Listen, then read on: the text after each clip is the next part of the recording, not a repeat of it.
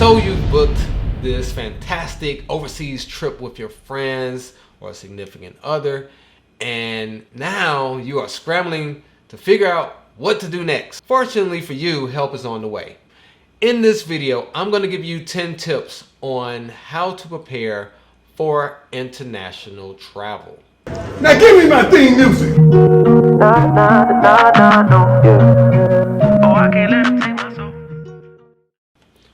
Before I get into these tips, if you have not already, make sure you subscribe and then hit that notification bell so that you will be notified when I drop a new video. So without further ado, let's get into this list. Number 1, people, please make sure your passport is in order and current. Look at that little expiration date, right there at the bottom. If it's within a year of expiration of your trip, I would strongly recommend getting it renewed before you go, because there is a potential for you not to be let on the plane because your passport is too close to expiration. The second thing is, look at your book. Make sure you have enough room in your book. I got the extended book because I did not want to keep getting new passports.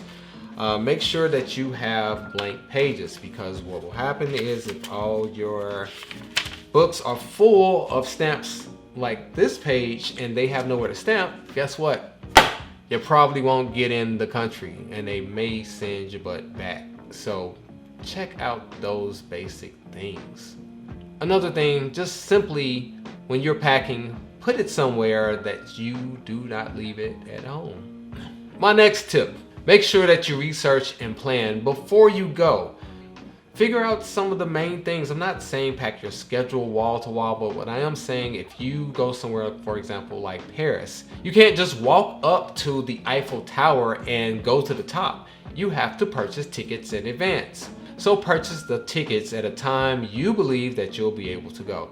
Also, if you want to go shopping, understand where the shops are and whether or not they take appointments. For example, the Louis Vuitton store. You can't just walk in there, you have to have an appointment. So make sure that you plan things like that before you leave.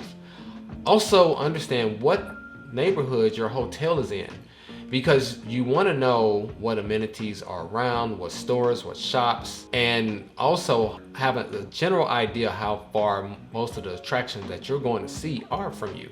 If you're like me, you prefer to be centrally located so you can walk as much as possible and take less Ubers and cabs.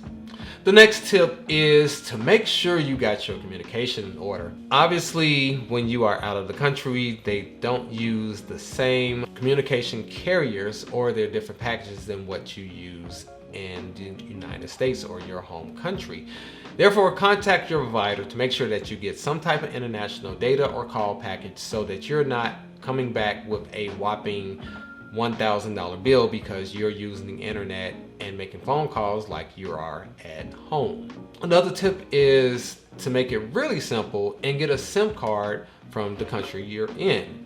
I have a burner phone just for SIM cards, because in the newer phones they have these virtual SIM cards which eliminates you from pulling one out and putting in another one. But if you actually use these, it's a simple pop out the old SIM, pop in a new one, you have a data plan in that country, and you're able to use things like Google Maps when you are not in Wi-Fi. Trust me, the communication tip is huge. You have to make sure that you have some type of communication plan. The country you may be going to probably do not speak English. It's probably good to know the language basics. But to upgrade your life, definitely download Google Translate. I personally love Google Translate because it allows me to communicate with people in their language by using a simple app. I can either speak or type in what I'm trying to say, and it translates what I'm speaking into the phone into the listener's language. It is a wonderful app and it's absolutely free. Link down below. I'm not going to claim out of all the countries I've been to that I know more than 2 or 3 words of their language, but at least I know how to say hello, goodbye, and thank you in most languages, and I definitely know how to count and do math. I shouldn't have to put this as a tip, but I'm gonna go ahead and say it anyway. Make sure that you research prohibited items. I'll give you an example. As a content creator, I use drones. So before I leave the country, I check the drone laws. For countries such as Belize or Cuba, if you come into customs and they see your drone, they are going to take it and you will not get it back. So who wants to lose a $1,000 piece of equipment when you can simply do a Google search on that country's local drone laws? I definitely should not have to say this, but as Stephen A would say, Stay off the damn weed. And they don't listen. Stupid. please people, do not bring any drugs or drug paraphernalia in these people's country. We have seen the latest example of Brittany Griner. Enough said. But again, just don't bring it.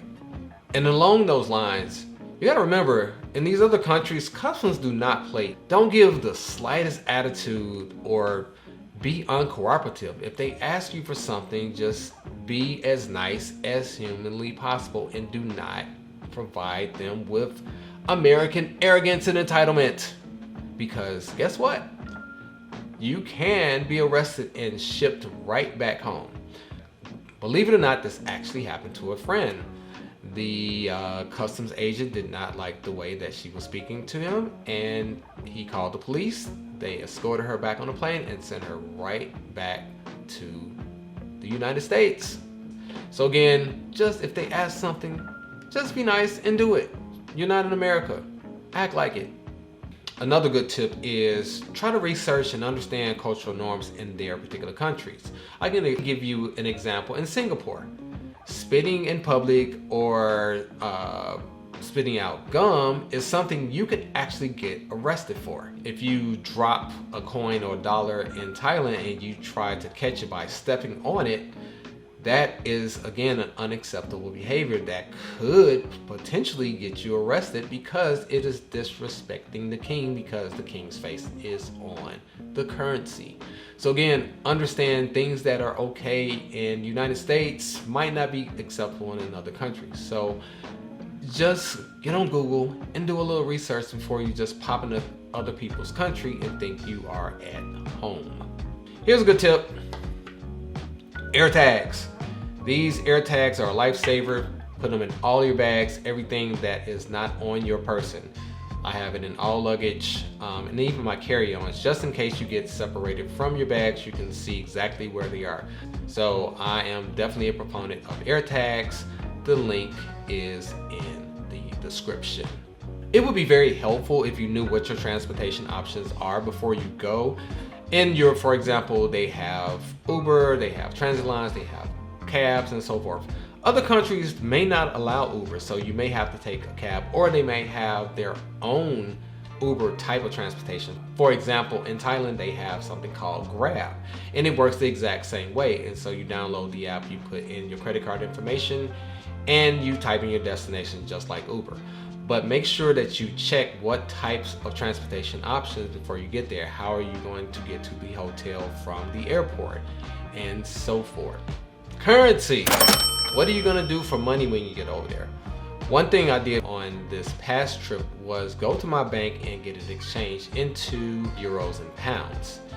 Normally, like for example, when I have gone to Belize or South America, Colombia or Thailand or anywhere in Asia for that matter, I actually use the ATM to get cash out because sometimes paying the ATM fee is cheaper than the exchange rate and you get money in local currency. I would definitely recommend either getting it exchanged before you leave or being bold enough to get cash when you get there. The only thing about that is you never know where an ATM is or if it's safe in that location. So that's why I'm recommending a place that you've never been to definitely get cash before you go, because even if you use your card for everything, you may want to tip or just have that as backup. Make sure that you use one of your credit cards which has no transaction fees, because the last thing you want to do is every time you swipe your card get charged a percentage when you use your own money. Banks like Chase and Amex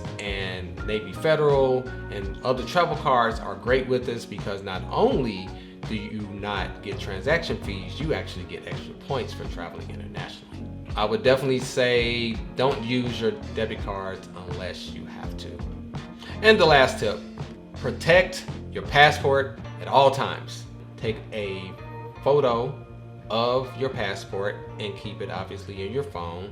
Once you get there, lock your passport in the hotel safe, because thieves love stealing passports and they are a valuable commodity. To prevent a trip to the American embassy or your country's local embassy to get a new passport because yours was stolen or lost, just secure it in the safe. Hopefully those tips will help you prepare for your first international trip or remind you of things that you need to take care of before you go on your next international trip. These are 10 of my biggest tips. Do you agree? Do you disagree? Did I miss something? Did I overstate something? Let me know in the comments. Well, it looks like you have made it to the end of this video. Make sure if this brought any value, hit the thumbs up and like this video. And if you have not already, go ahead and subscribe to the channel and hit that little notification button so that you will be notified every single time that I drop a new video. Thanks for watching, and I will see you in the next video.